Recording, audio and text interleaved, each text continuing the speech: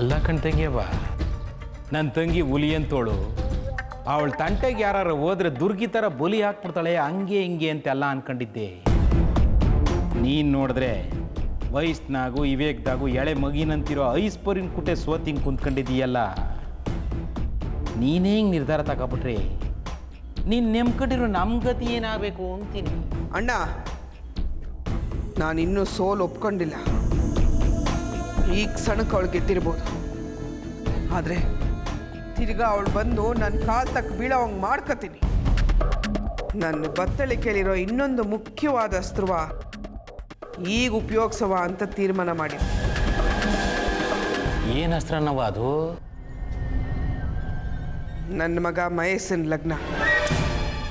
ಅವನ ಲಗ್ನ ಮಾಡಿಸಿ ಅವನ ಹೆಂಡ್ರನ್ನ ಐಶ್ವರ್ಯನ ಮ್ಯಾಗೆ ಚೂ ಬಿಟ್ಟು ಅವಳನ್ನ ಮೂಲೆ ಗುಂಪು ಮಾಡ್ತೀನಿ. ಅದು ಈ ಜನ್ಮದಲ್ಲಿ ಸಾಧ್ಯ ಇಲ್ಲ ಅತ್ತೆ.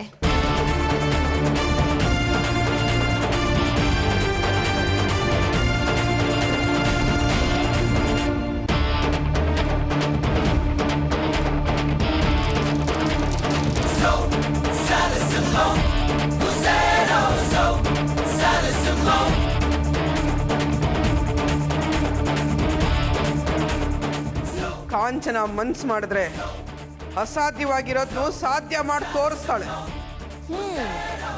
ಅದೇನು ಸಾಧ್ಯ ಮಾಡಿ ತೋರಿಸ್ತಿರೋ ತೋರಿಸಿ, ನಾನು ನೋಡೇ ಬಿಡ್ತೀನಿ.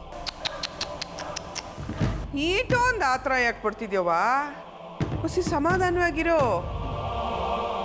ಈಗ ನೀನು ನಂದು ಮುಂದೆ ಗೆದ್ದು ತೋರಿಸಿದ್ಯಾ ಅಲ್ವಾ?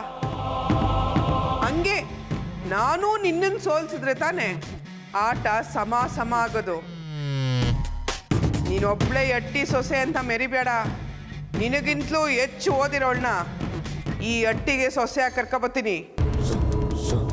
ಆಗ ನೋಡವ ಈ ಬೀಗ ದೇಸ್ಲು ಯಾರ ಕೈಲಿ ಇರ್ತದೆ ಅಂತ.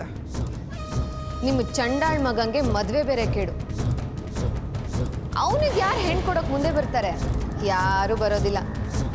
ಹಾಗೊಂದು ವೇಳೆ ಯಾರಾದರೂ ಮನ್ಸು ಮಾಡಿ ನಾವು ಹೆಣ್ಣು ಕೊಡ್ತೀವಿ ಅಂತಂದರೆ ಆ ಮದುವೆ ಆಗೋದಕ್ಕೆ ನಾನು ಬಿಡಬೇಕಲ್ಲ.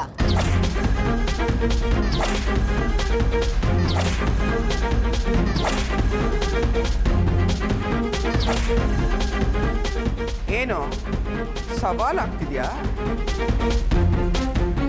ಇಲ್ಲ ಅತ್ತೆ, ನಾನು ಮುಂದೆ ಏನು ಮಾಡ್ತೀನಿ ಅನ್ನೋದನ್ನ ಹೇಳ್ತಿದ್ದೀನಿ ಅಷ್ಟೇ. ಮಹೇಶನ್ ಲಗ್ನವ ನಿನ್ನ ಕಣ್ಣು ಮುಂದೆನೆ ಮಾಡ್ತೀನಿ, ನೋಡ್ತೀಯಾ? ನೀವು ಅನ್ಕೊಂಡಿರೋದನ್ನ ಉಲ್ಟಾ ಪಲ್ಟಾ ಮಾಡ್ತೀನಿ.